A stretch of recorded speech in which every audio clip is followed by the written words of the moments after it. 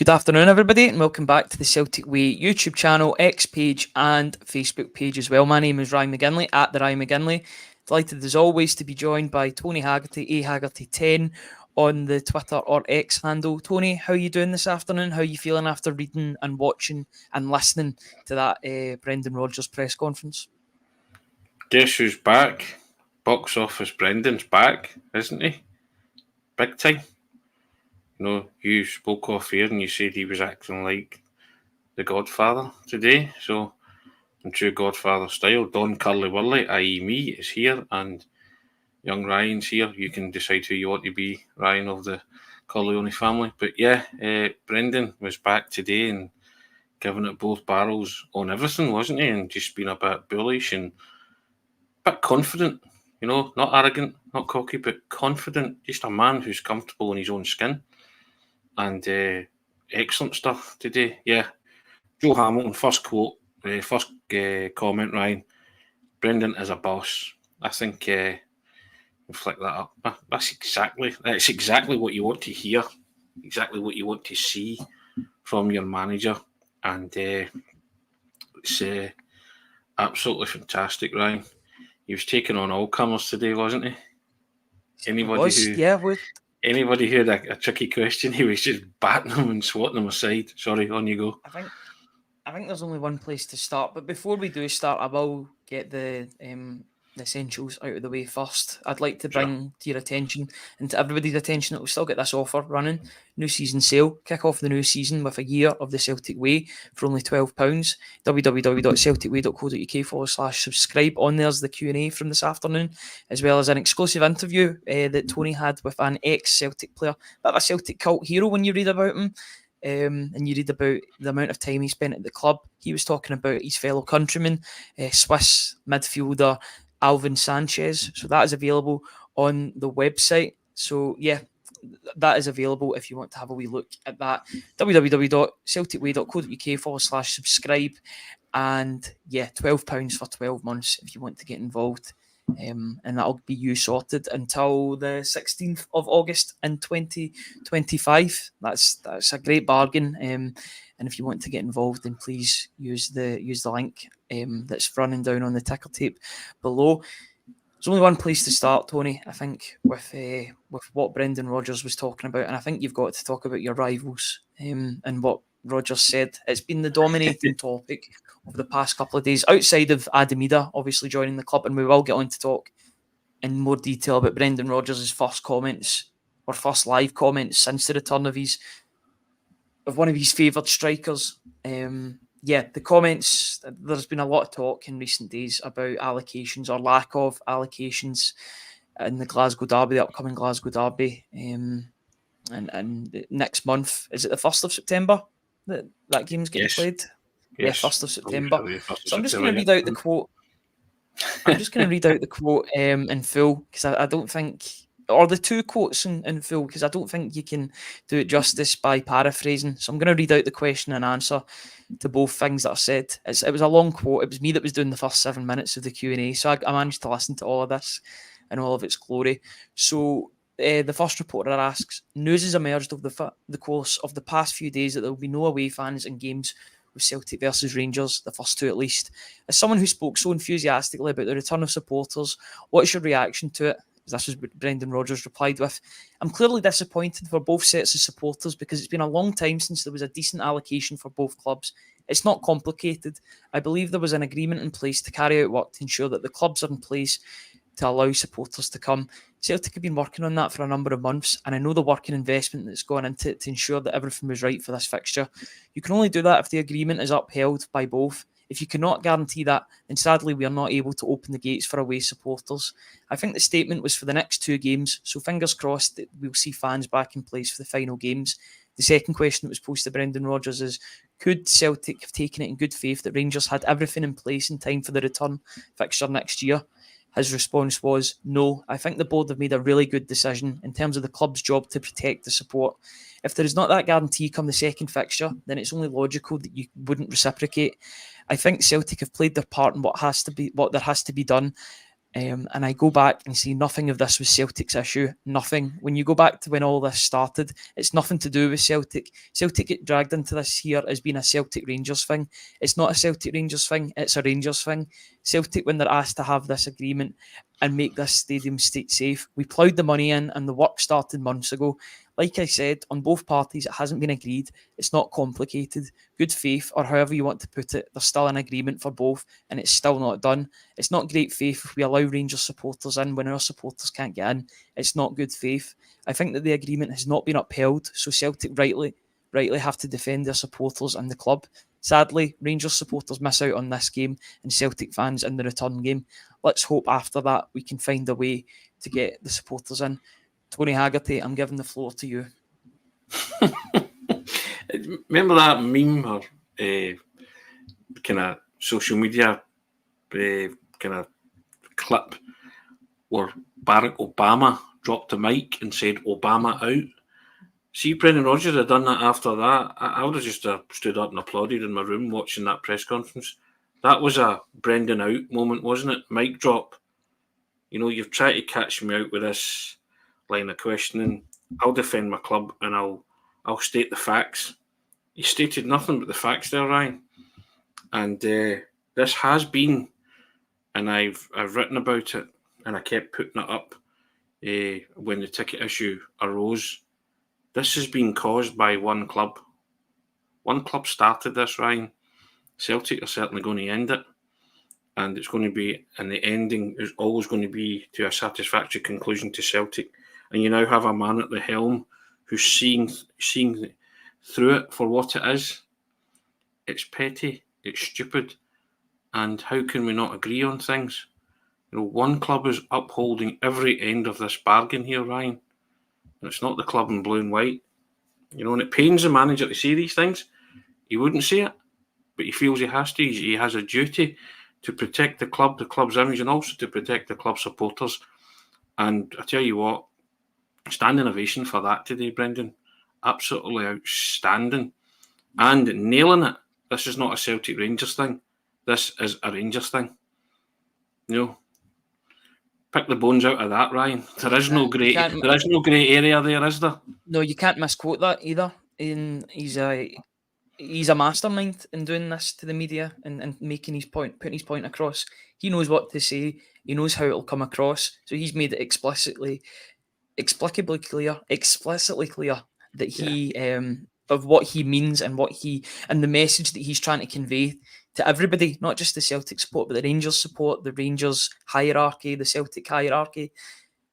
Everything that he says is calculated. He knows what he's saying. Yeah. He's an intelligent man. He's an intelligent manager. Anybody that had any doubt, and I did have doubt last season about the hunger of Brendan Rodgers being back at Celtic. I don't know why. I don't think there's any doubts anymore about his willingness to take on the task of being Celtic manager. He is fired up and he's ready to go and he's up for it. Front, left and centre today, Ryan. Front, left, right and centre. He was all over it today, and good on him. And, you know, lots of issues there. And, you know, you can talk about this ticket issue from now until doomsday. Everybody knows, everybody of a Celtic persuasion and ilk and hue know exactly why it started. You can dress it up whatever way you want, right? It started when Brendan Rodgers was still there in his first tenure. It started after that 3-2 game when Celtic went to Ibrox and won with 10 men. You can trace the roots and the origins back to that.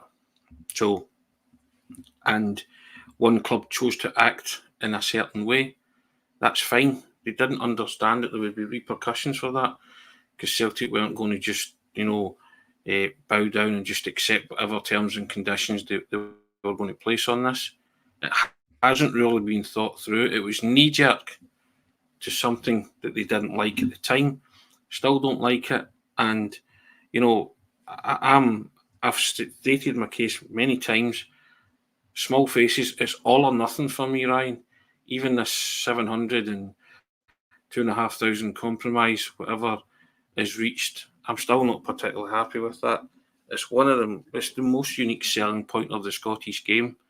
There has to be a decent amount of away supporters in these football matches and the derbies. It's one of the most renowned derbies in world football. But if you have one club, doing everything they can and adhering to all the safety measures, getting all the certificates, doing and spending money on their stadium to make that possible, and another club not even bothering to apply for the certificates or start any work, then how are you meant to do any kind of business? How are you meant to come to any kind of compromise agreement? How are you meant to get round the table and thrash things out? It's nigh impossible. And today the manager's had his say on it. He's just nailed it. This is not a Celtic Rangers thing. It's a Rangers thing. That's it. That's all you need to know.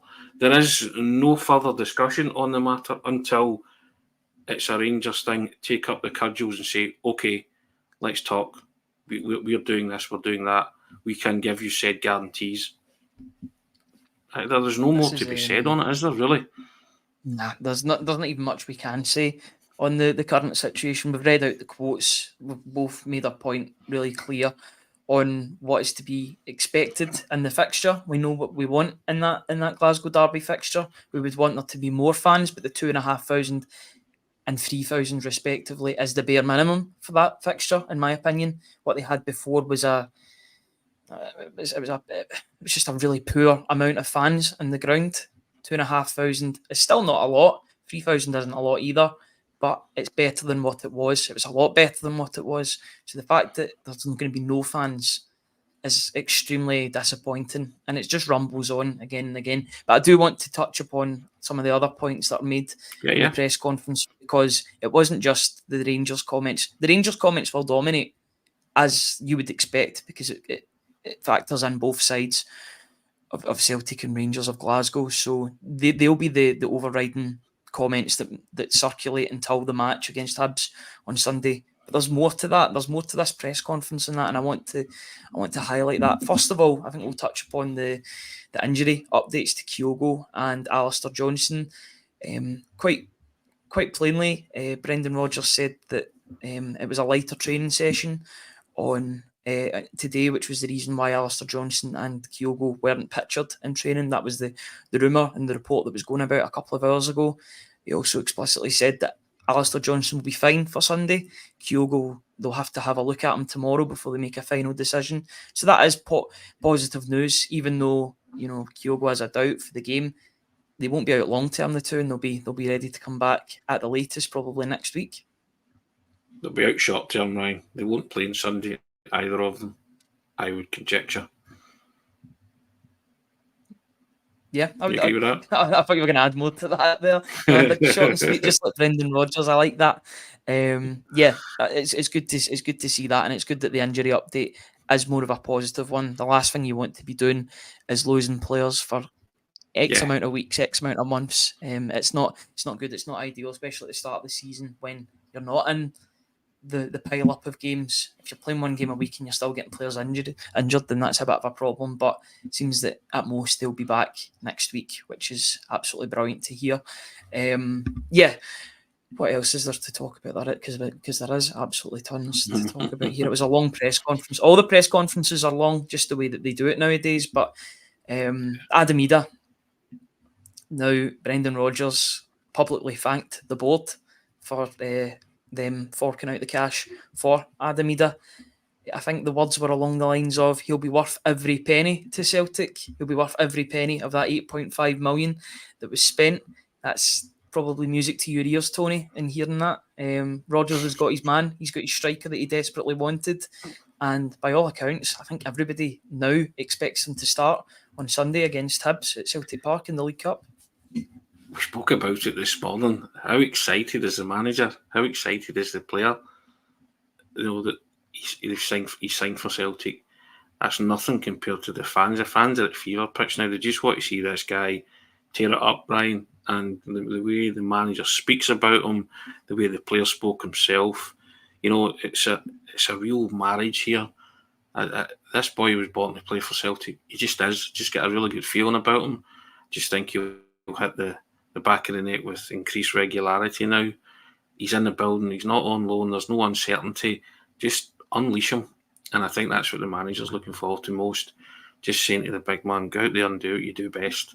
Terrorise defences, score goals, win football matches, and just be the player that I think you can be, and be the player that you want to become. And if you listen, you will learn, and I will take you to where you want to go. So it's fantastic. And listen, you're not being prescient or wise. I just felt that in the auditorium that day after the Scottish Cup final, the manager told you, he signposted it, I want this player. I will spend what it takes to get this player. For me, it wasn't any coded message. There was nothing to decipher. It was not cryptic. It was just like a warning shot over the bow of the board. This is the guy I want. We need to go all out to get him, because he'd seen in the Kilmarnock game enough to convince him. You and I spoke that night as well. At the Kilmarnock game, we were like, wow, he was seriously impressive that night. And you just thought, right, okay, this is a player worth pursuing. It's largely why Bojan Miovski was never really mentioned, only by Celtic supporters, and maybe their idea of preference, which is fine. It's an opinion, you're allowed that. But the manager was steadfast. It's why he never really made much comment about it, did he? The player never made much public comment about it either. The two of them just sat there and waited and waited and waited, knowing that this deal was going to get completed. Was it exacerbated by what happened last week, the events of last week? Probably, yeah. I still believe it would have got done. But I think everybody can breathe a bit more easily now, Ryan. And they now have 2 weeks to set about the transfer window with a bit of gusto and get in the players for the positions that the manager has already stated he wants to get quality in. But he's delighted at Adam Idah, and I don't think there's any Celtic supporter that's not delighted that Adam Idah's in the building. And he will score goals, Ryan, and he will score plenty of them. And I think that's what excites me most. I can't see him not scoring on Sunday, I'll be honest. I can't see him not scoring. It's just the one. I heard it was 12-1 for a hat trick. Is that what it is? Sites. Yeah, so that's not bad odds if you're that way inclined. Gamble responsibly, etc., etc. Not for me, but if anybody else wants to take that up, then so be it. There's a comment that I wanted to bring up from Brendan Rodgers, and it's a comment that's music to, I think, a lot of Celtic supporters and Celtic-minded people's ears about taking risks in the transfer window. We'll get back to maybe talking about the Adam Idah comments, in isolation, but I do like this. So he was asked about persuading the club to be braver in the market. He was saying that in January, and he was asking, the reporter was asking Brendan Rodgers if buying Idah was a perfect example of doing that. So his answer, and I'm going to read this as full as I can. Yes, it is the attitude to risk. You can sign a player for 1 or 2 million, and you might sell them for 10 million. But you can buy a player at 7 or 8 million and sell them for 30 or 40 million. It's the same thing. It's all about trusting the process and the team of people who work really hard and allow me to get the players in. The Celtic supporters are deserving of that. What they invest worldwide in this team in terms of merchandise and everything is incredible. It's our duty to try and get the best team we possibly can on the field. That inspires them to come and watch their team. That's what we try to do with the style of football that we play, but that will always be elevated by the level of player that you have. That is our notion over the final weeks of the window, to look to have a really strong team. Yeah, that's pretty good comments as well from Brendan Rodgers, I've got to say, and I don't think they're done yet in the transfer window, which that last sentence makes you think that there's more quality coming through the door in the next 14 days, which should be quite exciting for everybody. Again, not trying to be wise or smart, he told you that, judges by the end of the window. He's been saying that we will be a better and stronger team come the end of August. At times we were a bit kind of like, okay, but it's what we had to cling on to. And I was clinging on to it for a start. You've got to trust the manager. You're going to trust anybody at the club. Trust your manager. He knows what's required. He knows the players that he wants to bring in, whether or not he can get those players. But there he's outlining it, Ryan. It's about the risk and reward. So Celtic are prepared to go and spend £6, £7, £8 million on players in the hope that in a couple of years' time they will double, triple in value, and the natural progression tells you that they might leave, or he mentioned £10 million players that you can sell for 34. I think he's clearly talking about the fact that Matt O'Reilly's, in that kind of bracket, although we got him for 1.5, wasn't 10. But Matt O'Reilly's a once in a lifetime kind of generational footballer, isn't he? They're not all hanging off trees. So, but I like the thought process behind that. That says to me that, like what you just said there, there's more quality coming in, and I'm not going to balk at prices like $4.5 million for Sanchez, and possibly the $10 million for Aaron. What's his name? Aaron, sorry, his name escapes me for a second. Belgium. Oh, Arna Engels. Arna Engels, yes. Sorry, I just took a memory blank there. Yeah, Arna Engels. So that says to me, I'm not saying they are going to spend 10 million on Arna Engels, but I don't think they would balk at it. It all depends on what happens with O'Reilly, or who they see fitting in to be an ideal replacement for Matt O'Reilly, if Matt O'Reilly goes. And again, he spoke about that again today, didn't he? For the umpteenth time. it's a constantly changing situation. I'll touch on that. Yeah, on you go. Before we go into that, and we'll touch on the Adam Idah comments in isolation. I thought they were absolutely brilliant, and it shows you that Brendan Rodgers has got the striker that he wanted. So he was asked, are you surprised at some people questioning the fee? Not, in fact, I'll read the one before that. I thought this was quite a funny comment from Brendan Rodgers as well. Is it a good thing you get Adam Idah done? You'll have been delighted that one's done. You mentioned that Kyogo's a doubt. As if by magic, it gets done. I'm absolutely delighted. People talk about transfer fees and everything else. This is a guy who paid that last year. I'm delighted for him because I think that he's got huge potential, and he showed that last season. I was so relaxed when he signed because I knew what his talent was. What you never know sometimes in recruitment is mentality. I think what I've seen in my time here is that he proved to me that he has that big club mentality. I wanted to do everything that I could, and I wanted to do everything that I could to bring him back, and I thank the both for reaching out and getting Adam here, because I think that over the next 2 to 3 years he can really flourish and show all the quality that he has. He's in an environment where he will improve. He's shown he can deal with pressure in big moments, and I'm really excited for him and all this, and for the supporters and team. We've got someone back who can really help us going forward. And then he was asked, are you surprised that some people question the fee? Another great answer from Brendan Rodgers incoming. You can never win, can you? You don't spend money, you do spend money, or you spend too much money. We've got a great deal, and I know the player that we have here. It's just a case of getting him moving in the direction that I believe he can get to. He has all the talent, 6'3", quick and strong. His touch is good, and he can score goals. Like I said, he has big moments in big games. For me, there are still areas where he can improve, of course, but you expect that as a young player. I do think whatever money we paid for him, he's worth every single penny of it. He'll be worth a lot more than that in 24 months' time.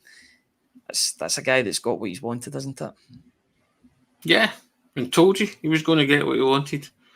And he's delighted he's got what he's wanted. And he has praised the people who have got what he wanted. So he knows, he plays the game. I mean, as you say, he's a shrewd man.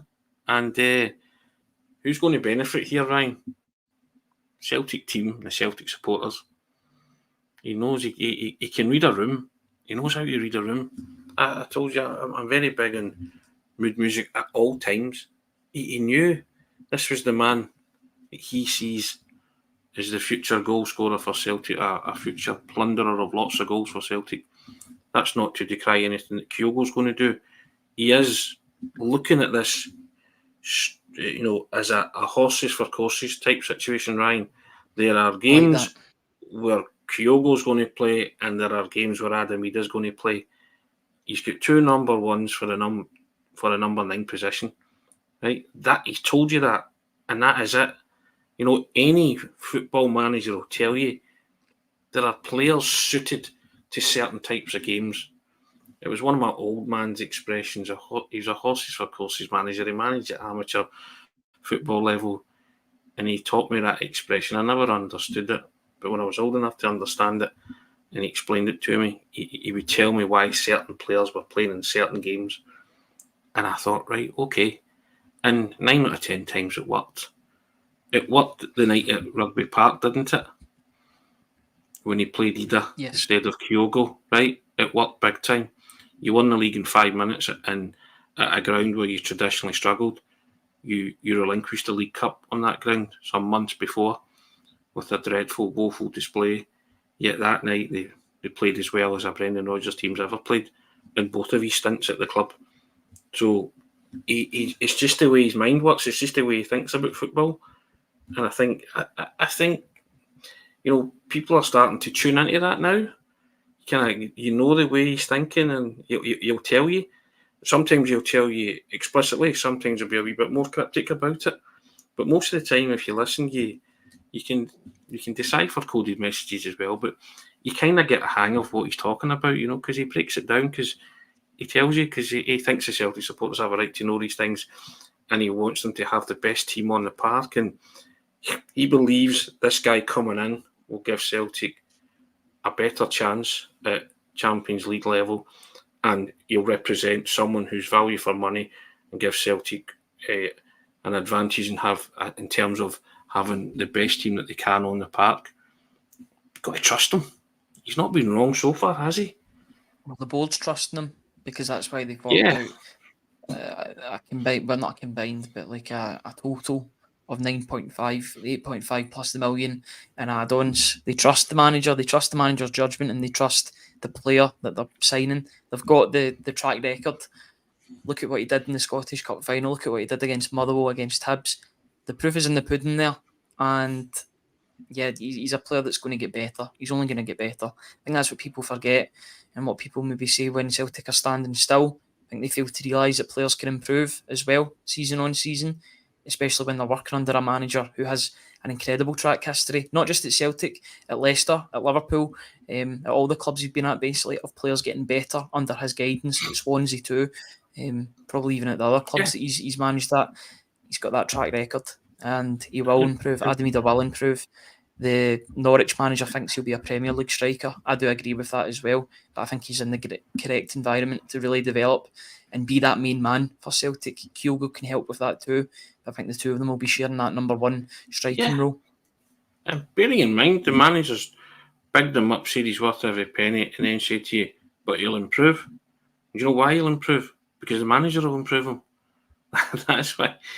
He sees the raw material here, Ryan. He's just going to bend him and shape him into the striker that he wants to be. Whether or not he plays in the English Premier League in 2 years' time, 3 years' time, whatever, is up to Adam Idah. But whilst he's here, he's learning under the best. And that's going back to what we've spoken about for a long, long time. This elite level quality that Brendan Rodgers has.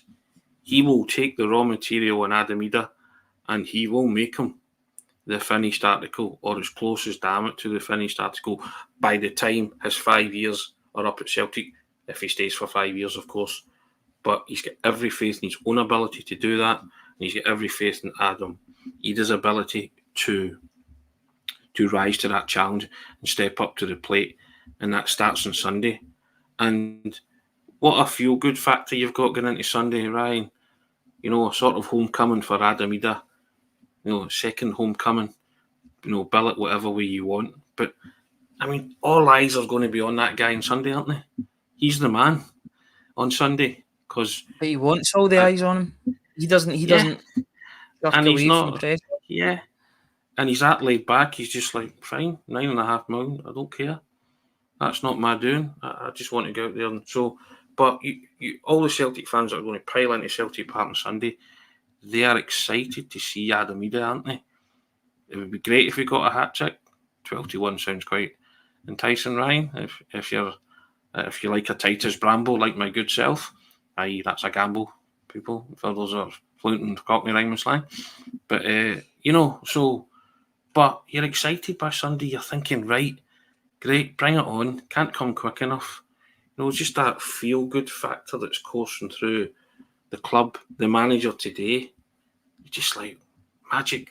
He's our manager. You want your manager to be the finest representation of your club, both on and off the park. Celtic have had that with our last two, certainly. Managers, who represent that. No, they're not managers. We've read this before. They're custodians, but just everything they say is statesmanlike. It's wonderful to listen to when they have to say, give a State of the Nation address, which is what it was like today with Brendan Rodgers. They do it in such a way where it just makes you proud to support your football club and have a man or men like that at the helm representing it. Their conduct is becoming of a person holding that office. To you and I and millions of others, it's the highest office in club football. It's not, of course, but to you and I it is. And we want that. We want our manager to be the epitome of everything that's wonderful and tremendous about Celtic Football Club. We have a man who lives, breathes, eats and sleeps this football club because he feels it like a supporter as well. He feels it, he knows he can tune in or he can tap into our feelings and thoughts. And he did that today when he sat in front of the media today. And you can only sit back and admire that because it takes a certain kind of person to be able to sit there and with all the questions coming at you and be as composed as that and, and talk like that. Very impressive today was. Yeah, absolutely. And just go through a wee couple of headlines in the press conference with some of the other stuff that was talked about. Mikey Johnson won't be available for the weekend. He's rejoining the training group fairly soon. He's got a problem with his eye socket, and then they talked about his situation. Brendan Rodgers said those words, "I'm open at the moment in terms of where things are at." He's talking about giving him his debut when he was 18. They've got a good relationship. He's worked hard over pre-season. There's clubs that have shown interest, so we'll see what happens over the next couple of weeks. I would assume or presume that Mikey Johnson's future is elsewhere from Celtic Park and that Celtic will be looking to get a deal done in the next couple of weeks, maybe down to the Championship, maybe Portugal again. He's been in those two leagues, so it's best for him that he moves on, isn't it, Tony? Yeah, you could look at that and think that was a kind of coded message, but to you and I think the writing's on the wall there, isn't it? That he did give Mikey Johnson his debut, but I think he sees Mikey Johnson's future lying elsewhere. I think that's what I decipher from that, to be fair.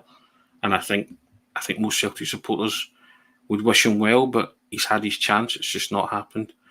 Time for a mutual parting of the ways. Yeah, I would agree with that. Also talk on Matt O'Riley's situation at this present moment in time. He said, well, listen, it's not a secret. Talking about the transfers, speculation. It's the model of the club. In some ways, it's great that players can come here and improve and develop. We'd love them to be able to stay for 5 to 10 years, but sadly, that's not in the modern game. I do, however, think it shows that you're doing something really right by bringing a player in, developing and improving them, and he grows to a level where his ability allows him to go on and earn much, much more than he can earn here. That's fine. I think everyone accepts that, but the next bit's crucial, getting that pipeline in place that allows the next one to come in, and then that allows you to freely understand if a player moves on, then you can bring the replacement. Then you can bring in the replacement either straight away or have them there here before they leave. He was kind of getting asked about whether he would prefer having a player in the door or sign a player after the player is gone. Obviously would like the player to be in before, but at the same time, that isn't always the case. But he's pretty calm about the situation. The valuation's not been met yet by any club that have been interested in him. So for the moment, he stays at the club. Yeah, I think he's very relaxed about stuff. Today was an indication of how relaxed he is. Somebody's going to have to go some to offer the money that Celtic want for Matt O'Riley. Matt O'Riley will probably going to need to be a new party as well. Yeah, because Atalanta have looked elsewhere. So he might be proving too rich for clubs at this particular moment in time, but that's great. Great, that's a win-win for Celtic. The longer he stays, tremendous, and the manager and the player are really happy about this. But you look at the current media links with players and stuff, and you think, okay, Celtic are trying to get their ducks in a row. They're scouting out who's available, or who would be available if Matt O'Riley leaves. So I'm quite happy with the way things are going right, and I think the manager is as well. He's all over it. He is telling everybody, I'm on this. You might think nothing's happening, but trust the process, trust the individuals that are involved, and we will be stronger at the end of this August window. The 30th can't come quick enough for a lot of people in terms of the Matt O'Riley stuff, but I mean, it's not affected the player one iota. He's just doing what Matt O'Riley does and be exceptional Nothing in really football affects matches. him, to be honest. That's just his mantra. That's the way he is. The first time it affected him was Atletico Madrid, but he admitted that himself because, and I remember saying it in one of the pods, it was because it was the first time it had ever happened to him in his career. And it was a mind-blowing link. This is a guy who left Fulham to go to MK Dons, and within 2 years, Atletico Madrid want him. Who have been in the Champions League final, twice in the past 10 years, something like that, or 5 or 6 years. I don't have the years to hand, but I've said certainly twice in the last decade. Cover myself with that. You know what I mean? So that's a hell of a recognition for a guy who took a gamble on himself and went down the leagues to play for MK Dons. So I can understand that kind of speculation getting in your head if it's for the first time in your career. But I tell you what, he bounced back from it in jig time and handled it in the best way possible. He spoke to other people, he vocalised it and told everybody.